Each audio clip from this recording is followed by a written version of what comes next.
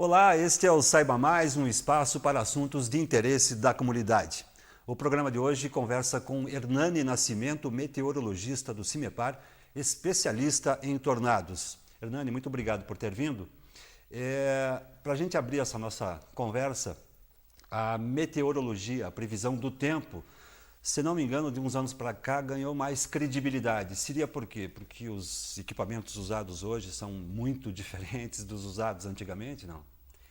Seria pela combinação de dois fatores principais. Um é a melhora na tecnologia de monitoramento e previsão do tempo, a utilização de satélites, radares meteorológicos, computação de alto desempenho, que também são ferramentas importantes para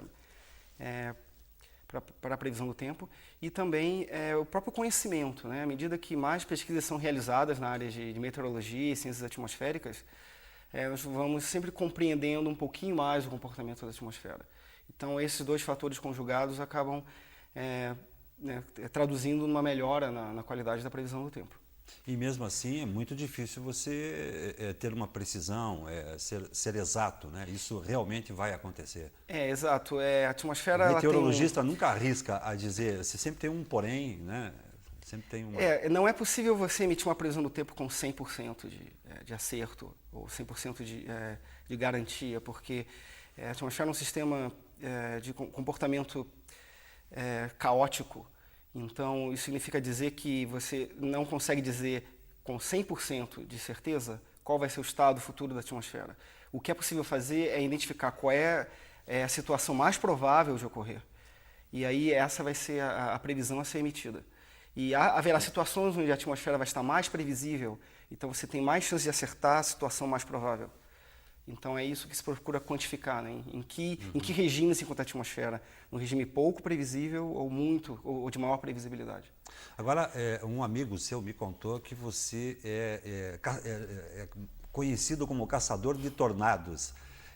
Isso porque você é um especialista, está se tornando, né? Se tornou um especialista pesquisando. Você passou um período grande nos Estados Unidos, onde, aliás, tem a maior incidência de tornados do mundo, né? Exato. Me deram esse apelido, né? Porque eu passei 4 anos estudando para o meu doutorado na área de tempestades nos Estados Unidos.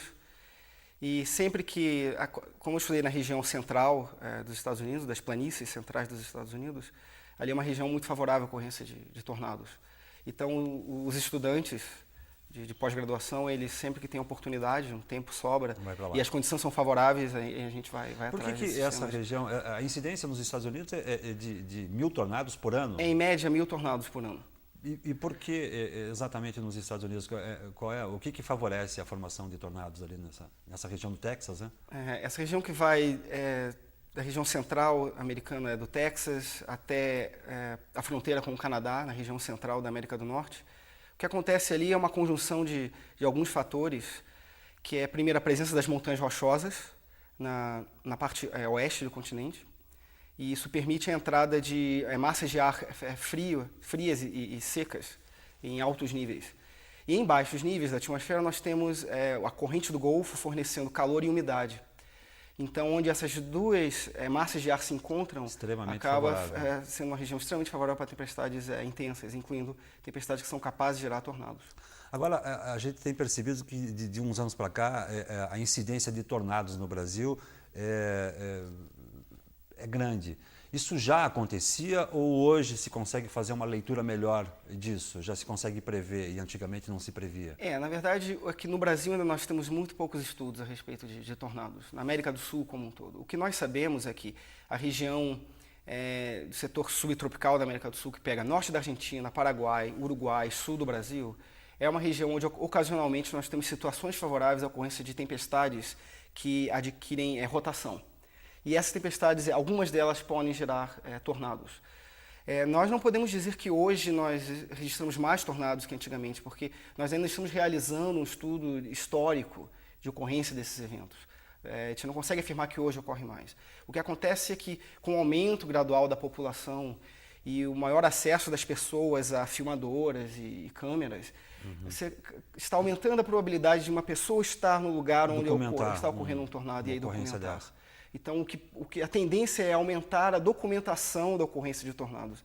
mas não necessariamente que esteja ocorrendo mais tornados hoje. Mas esse, por exemplo, o famoso Catarina, foi possível prever ele e até com alerta à população, o que antigamente não acontecia. No caso do Catarina, ele não era um tornado, né? Era um ciclone, que ele inicialmente começou como um ciclone. Qual é a diferença de um ciclone para um tornado?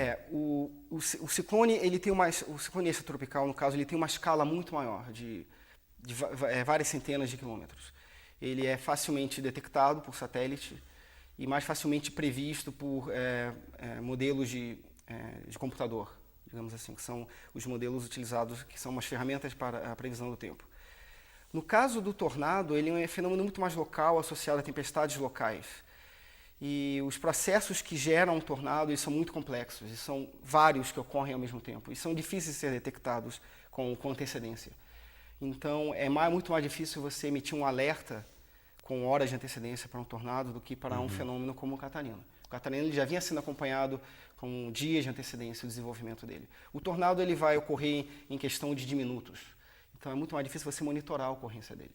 Ele basicamente nasce no mar, no oceano. No caso, o ciclone, como o Catarina, sim, ele tira a energia dele do mar. O Catarina ele começou com características que não eram de furacão, mas com o tempo, ao se deslocando sobre o mar, ele começou a adquirir algumas características de furacão. De fato, ao atingir um continente, ele apresentava ventos com velocidade de furacão. O americano chama o tornado dele de twister. Coloquialmente, eles chamam de twister, tornado. Tem classificações, né? F1, F2, F3, F4. Exato. Existe a escala chamada escala de Fujita, que é em homenagem ao Theodore Fujita, que foi quem propôs essa escala, que ela começa na escala em F0 e vai até F5, que seria o tornado mais intenso que seria detectável no planeta Terra. F5. Na verdade, a escala depois ela se estende de F6 a F12 para o sistema solar, para outros tipos de fenômenos, tipo vórtices, que ocorrem em outros planetas. Mas no planeta Terra, a escala vai de F0 a F5. A rotação dele é sentido horário, anti-horário? Ele pode girar tanto no sentido horário quanto anti-horário, mas no hemisfério sul, a tendência é ele girar no sentido horário, e no hemisfério norte no sentido anti-horário. Isso não significa necessariamente que se ele girar no sentido anti-horário ele vai ter mais força ou menos força? Não há. Existe, a maioria deles vai ser no sentido horário no hemisfério sul e anti-horário no hemisfério norte. Então é mais provável você encontrar um tornado intenso no hemisfério sul no sentido horário. Mas você pode também observar alguns no sentido anti-horário, mas esses são mais raros. Você chegou a acompanhar a entrada do Catarina, do ciclone? Você chegou a descer? Foi a Santa Catarina? Não, eu não cheguei a... Você estava aqui no... Eu estava em Curitiba, no CIMEPAR, nós estávamos todos de plantão. E como famoso caçador de tornados, o ciclone mas nesse não caso, como nós estávamos realmente muito ocupados no monitoramento do Catarina, no CIMEPAR, achei melhor ficar e dar um apoio aos meteorologistas.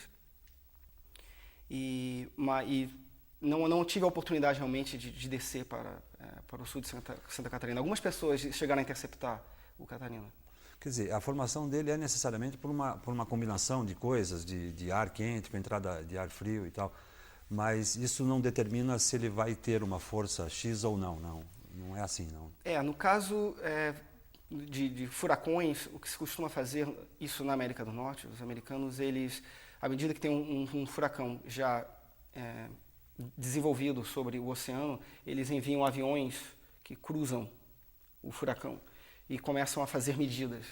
Através dessas medidas de velocidade do vento e pressão atmosférica, aí é possível identificar qual é a intensidade do furacão. E como isso é muito bem monitorado lá, ao atingir um continente, as pessoas já têm um alerta dando a magnitude, uma precisão da intensidade do furacão. Uhum. No Brasil, nós não temos um sistema de observação no oceano. Faltam equipamentos. Então, o que faltou muito na situação do Catarina foi o monitoramento dos ventos em superfície. Então, nós não tínhamos uma ideia exata de qual era a velocidade do vento em superfície. E tem uma determinada época do ano que favorece o surgimento desses furacões? No caso do Atlântico Sul, nós não observamos furacões. Nós tivemos o Catarina, que foi realmente um evento extraordinário, que apresentou no final do seu ciclo de vida algumas características de furacões, mas é um tipo de evento que ocorre uma vez, não sei, a cada 10, 20 anos, realmente um fenômeno muito raro. E nós não sabemos dizer se isso vai voltar a ocorrer com mais frequência, isso é algo que nós precisamos monitorar ainda. No caso do hemisfério norte, no Atlântico Norte, existe um período propício à ocorrência de furacões, que começa ali no final de junho e julho e vai até novembro, que é esse período mais propício, onde as águas do mar estão mais aquecidas. Agora, recentemente, nós tivemos um tornado em Santa Catarina, que varreu Criciúma, inclusive. Aquilo ali era possível se prever, não? No caso do tornado é muito mais difícil de ser previsto. O que nós podemos fazer, e nós estamos desenvolvendo pesquisa nessa área para o Brasil, é identificar as condições que são favoráveis à ocorrência de tempestades que podem vir a gerar tornados, e isso é possível fazer. Agora, você prever com dias ou muitas horas de antecedência o horário e o local exato onde o tornado vai ocorrer, não, isso não é possível. O que é possível fazer é você emitir um alerta, digamos, horas antes das tempestades ocorrerem. 2, 3 horas, mais ou menos. Exato, você dizer, as tempestades que ocorrerem hoje à tarde, elas podem se tornar muito intensas. E aí entra o papel do radar meteorológico, que no Brasil nós temos ainda muito poucos radares. Aí entra nessa questão da falta de equipamento. Exato. E com o radar meteorológico, você consegue monitorar as tempestades já se formando e identificar quais que são mais intensas. Inclusive, se você tiver um radar que mede a velocidade do vento também, você vai conseguir identificar aquelas que podem gerar um tornado. E aí sim emitir um alerta com 30 minutos de antecedência. Esse tornado em Criciúma e o ciclone, o Catarina, é uma coincidência simplesmente os dois terem acontecido exatamente no mesmo estado? Exato, foi basicamente uma coincidência. Não é a porta de entrada. Os tornados eles podem ocorrer, a região sul do Brasil ela é propícia, então pode na região do Rio Grande do Sul, Santa Catarina, Paraná, região de Mato Grosso do Sul, parte de São Paulo também. São regiões onde a ocorrência de tornado não chega a ser assim, uma surpresa. Nós sabemos que há condições, ocasionalmente, condições favoráveis à formação deles. O fato de ter ocorrido em Criciúma, no sul de Santa Catarina, que também foi atingido pelo Catarina, foi basicamente uma coincidência. Ok, Hernani, a gente vai fazer um rápido intervalo, nós já voltamos com mais informações.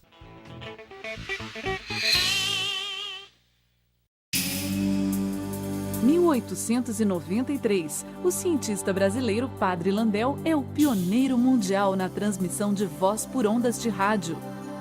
1922, o discurso do presidente Epitácio Pessoa no centenário da Independência é a primeira transmissão radiofônica oficial do Brasil. 1923, Roquete Pinto funda a primeira estação de rádio do país, a Rádio Sociedade do Rio de Janeiro. 1924, a Rádio Clube Paranaense, a terceira emissora do país, é a primeira a entrar no ar no Paraná. 1990, década da implantação da internet em todo o mundo. 2003, a Rádio UFPR da Universidade Federal do Paraná começa a transmitir via internet. É só clicar www.radio.ufpr.br para estar bem informado e escutar o melhor da música brasileira.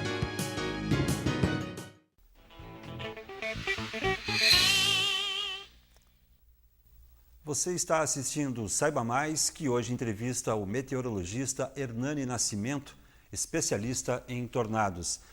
Hernani, você passou quanto tempo nos Estados Unidos estudando os tornados? Eu passei 4 anos e meio estudando tempestades severas, que são tempestades que podem gerar desde ventos intensos a granizos, a inclusive tornados. Como é que é o nome do centro onde você Onde eu estudei foi a Universidade de Oklahoma. E na cidade de Norman, que fica no estado de Oklahoma, que fica bem nas planícies centrais dos Estados Unidos, uma região bem propícia à ocorrência de tornados. Então eles têm toda uma comunidade meteorológica que é preocupada, né, em pesquisar esses fenômenos e procurar prevê-los. E como é que foi essa experiência? O que foi você trouxe excelente, de lá para cá? Porque além de ser um centro de pesquisa, né, de estudos, lá também existe um centro de previsão, a parte mais operacional. E essas duas comunidades elas se interagem muito em Oklahoma. Então, muito do que se aprende através de pesquisa é rapidamente passado para o meteorologista operacional. E isso foi uma grande experiência para mim, poder ver os dois lados, né, da ciência meteorológica, a parte de puramente pesquisa e a parte de previsão do tempo. Isso tudo uma sinergia. E o lado prático, porque ali a incidência é muito grande. Exatamente. E como é que foi essa experiência? Tá no olho do furacão. Exato, foi uma excelente experiência de poder colocar em prática, no dia a dia, aquilo que você aprende em sala de aula e você ter a chance de identificar padrões favoráveis à ocorrência de tempestades no dia a dia e você ter que fazer uma previsão, né? Porque nós estávamos interessados em ir atrás de tempestades e ver tornados, então nós estamos ali aplicando aquilo que nós víamos, aprendendo numa forma realmente prática, né? Que você fazer a previsão, identificar a região mais favorável à ocorrência das tempestades e ir atrás delas, antes mesmo da formação delas, e poder ver todo o ciclo de vida da formação da tempestade. Então isso é algo que dava realmente uma satisfação, né? Porque você via que, bom, nós estamos começando a entender como que esses processos ocorrem, né? Pelo menos somos capazes de identificar as regiões mais favoráveis e emitir os alertas, né, no caso do meteorologista. Mas as informações que a gente tem nesse sentido são as de filme, né? A gente tem aquela coisa bonita e que o mocinho sempre sai ileso da tempestade ou do tornado. Estar acompanhando a formação de um tornado até ele passar por uma cidade ou uma população, etc., a situação é bem outra. Exato. É uma mistura de sensações. Você, como meteorologista, você ao ver um tornado, é um fascínio, é um fenômeno raro, difícil de ser visto, mas ocorreram situações onde eu via destruição causada pelo tornado, né? E isso realmente é algo que traz muita angústia, né? Você vê o drama das pessoas, casas completamente destruídas, bairros completamente varridos. Ocorreu em 99, um grande tornado. Mas você viu ele passando, você não acompanhou ele? Esse que ocorreu em maio de 99, que foi um tornado que chegou a F5, eu e mais 2 amigos, nós conseguimos interceptar, nós conseguimos ver o tornado passar próximo de nós. E quando você vai até ele, qual é a sensação que você tem? É de medo, pânico absoluto? Não, na hora não cheguei a sentir medo, foi mais uma sensação de fascinação mesmo. Mas após a passagem dele, que nós passamos por alguns bairros, algumas cidades que foram completamente destruídas por ele. Depois que você vê o estrago que ele provocou. Você vê todo aquele estrago, dá uma sensação realmente de angústia e medo mesmo, porque você sabe que outras tempestades podem se formar e podem gerar um tornado violento de novo. Quais são as precauções que um pesquisador como você deve tomar quando vai ao encontro de um tornado desse? O pesquisador, aquele que ele conhece a dinâmica da tempestade, a estrutura da tempestade, ele vai saber identificar qual o quadrante da tempestade, se é o quadrante nordeste, sul, sudeste, que é mais seguro. A ideia de quem está interceptando, né, que está caçando um tornado, é você se colocar numa posição que você tenha boa visibilidade. Tendo visibilidade do tornado, você se mantém seguro. Então, você precisa conhecer qual é a região na tempestade onde o tornado ocorre. O Mas pesquisador, pode haver um erro. Exato. Haverá situações onde, por exemplo, você não tem opção de estrada.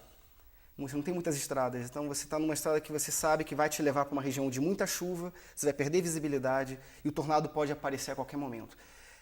Mas se você tem noção do risco que você está correndo, você minimiza isso. O que acontece, principalmente nos Estados Unidos, é que há muitas pessoas que são leigas e não têm nenhuma formação, que saem atrás de tempestades e às vezes se colocam numa situação de muito perigo. Esse que você se referiu, o F5 na escala Fujita, qual é a velocidade dele? Qual é o estrago que ele pode provocar numa cidade? Pode varrer casas, tirar uma casa da fundação. Tirar daqui e levar para outro lugar. E levar. Destruir. A destruição que eu vi lá com parede, esse F5 telhado. eu só via o porão da casa, mais nada. A casa mesmo, ela tinha sido completamente varrida.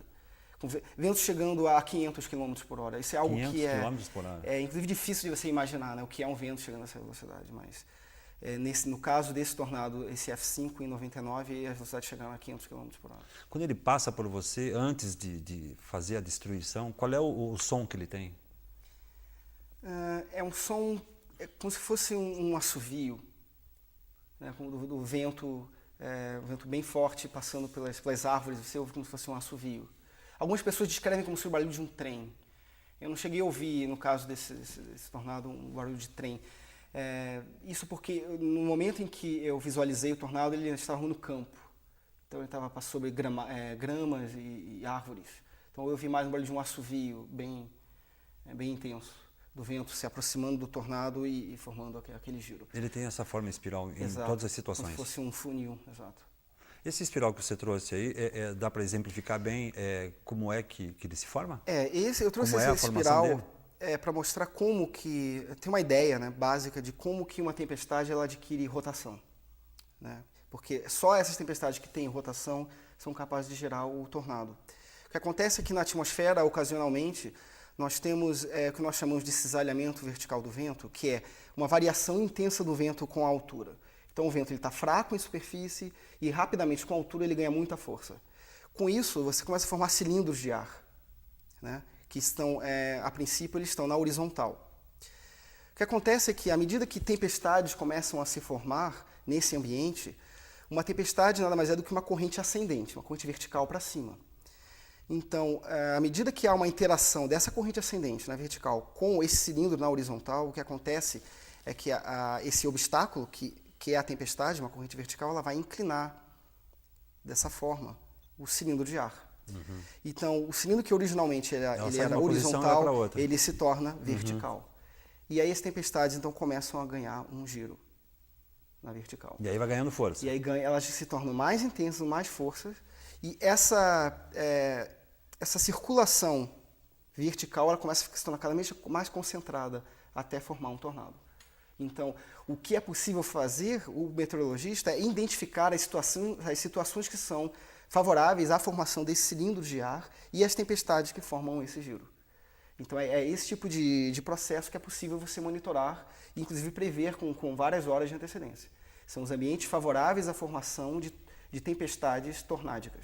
Nesse momento da formação do tornado, você consegue também fazer a previsão da velocidade que ele vai atingir em determinado lugar? Não? Isso é mais difícil. Você prever com antecedência a intensidade do tornado, isso é mais difícil. Mas nos Estados Unidos, mais recentemente, tem-se conseguido identificar alguns parâmetros meteorológicos que te conseguem pelo menos identificar situações favoráveis a tornados fracos e tornados mais fortes. Mas não a ponto de você prever a escala de fugita para ele. Uhum. Se vai ser F1, se vai ser F2, F2, F3, F5, não. Mas é possível você hoje, para a América do Norte, no Brasil nós ainda não fazemos isso, mas por exemplo, emitir um boletim meteorológico onde, há a possibilidade de tornados fracos ou, em outra situação, tornados mais violentos. Isso é possível.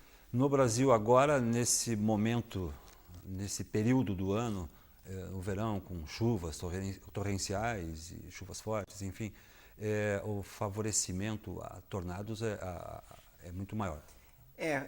A possibilidade. Exato, você precisa de uma tempestade para formar o tornado. Então, essa época que vai de primavera até o outono, né, é uma região onde no sul do Brasil nós temos muita atividade. E no Paraná, onde a gente deveria ter maior cuidado? A região oeste do estado é onde nós temos uma maior incidência de tempestades realmente intensas, que geram muito granizo, ventos fortes.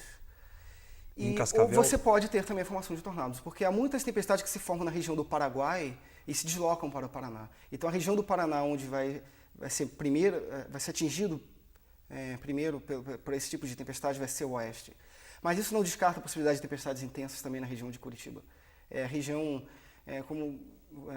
esse tornado que ocorreu em Santa Catarina, por exemplo, foi em Criciúma, que não é muito longe do litoral. Então, tivemos também registro de tornados em Osório, no litoral do Rio Grande do Sul.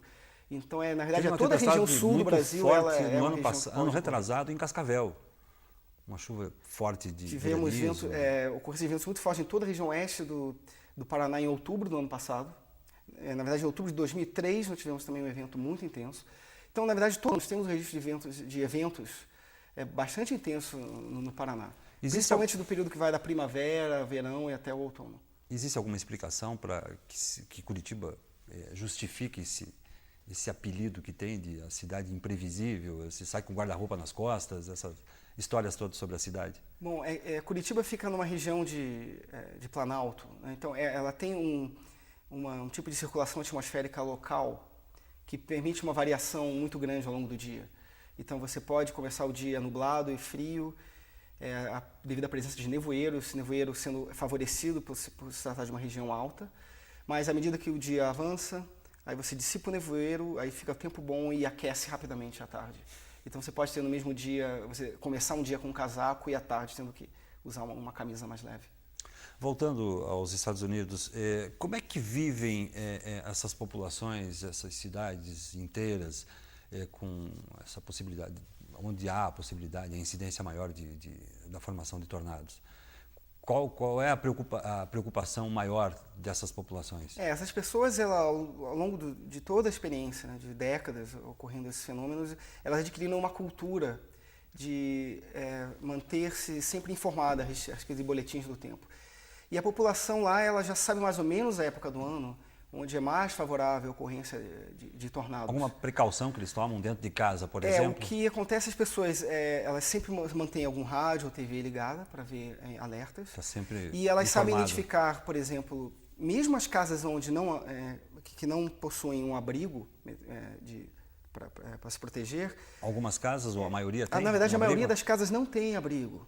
Isso foi algo que me surpreendeu quando eu cheguei em Oklahoma. Porque é muito caro você construir um abrigo subterrâneo. Então a maioria das pessoas não tem. Mas elas sabem para onde ir. Elas sabem os locais que têm abrigo, elas sabem identificar, por exemplo, igrejas ou prédios que têm uma construção mais forte. Então elas sabem o que fazer no momento de um alerta. E cada cidade na região central dos Estados Unidos tem um sistema de sirenes. Então sempre que um alerta de tornado é emitido para um determinado município, as sirenes são ligadas. São sirenes que soam como sirenes antiaéreas de guerra. É o mesmo tipo de som. Então as pessoas, elas sabem. E quando toca a sirene, ele tem quanto tempo para correr para uma igreja, por exemplo? A questão de poucos minutos. A pessoa, no que chegou ao ponto de ter a sirene ligada, ela tem que sair de casa na hora e procurar A sirene abrigo. toca e... Ela já toca quando você tem um alerta de tornado. a sua Significa retirada. duas coisas. Ou nós temos uma tempestade capaz de gerar um tornado, que está prestes a gerar um tornado, ou então um tornado já foi avistado. Pode ser um alarme falso. Pode ser um alarme falso, porque alguns tipos de alertas de tornado são baseados no radar meteorológico. O radar meteorológico, ele identifica uma tempestade que ela é capaz de gerar um tornado, mas não necessariamente vai gerar um. Mas o meteorologista, ele não vai aguardar a confirmação do tornado. No que o radar meteorológico já identificou aquela assinatura de um possível tornado, ele já emite o alerta de tornado. Mas esse tornado pode ocorrer ou não. Você chegou a conhecer alguma família, por exemplo, que tenha perdido a casa por várias vezes por causa de um tornado? Eu conheci, na verdade, um amigo meu que é meteorologista. Ele teve a casa dele atingida pelo aquele tornado em 99. E a casa dele sofreu danos muito sérios. Mas mais de uma vez, não? Não, foi só aquela vez. Porque a incidência é muito grande, né? É São muito, mais de exato. 1000 tornados por ano. É só que a o possibilidade tornado, de você perder a tua casa uma vez ou duas ou três é muito grande. Pode ocorrer na região ali, principalmente na região das planícies dos Estados Unidos, né? É só que como o tornado ele tem uma escala, ele é muito pequeno e dura muito pouco tempo, tipicamente. Então as chances de você ter a sua casa atingida por um tornado, ela na verdade ela é pequena. A possibilidade não é. Estatisticamente, as chances de sua casa ser atingida por um tornado são menores do que a de você sofrer um acidente de avião, por exemplo. Então São realmente menores. a probabilidade são menores, a probabilidade é pequena. Agora, ocorrem situações onde, em alguns bairros na cidade de Oklahoma, já foram atingidos mais de uma vez por tornados. Então, você consegue encontrar pessoas cujas casas foram atingidas mais de uma vez. Mas isso é muito improvável. Ok. Hernani, muito obrigado pela tua presença aqui no nosso programa.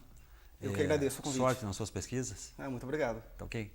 O Saiba Mais volta com uma nova edição na semana que vem. Até lá, um abraço, muito obrigado.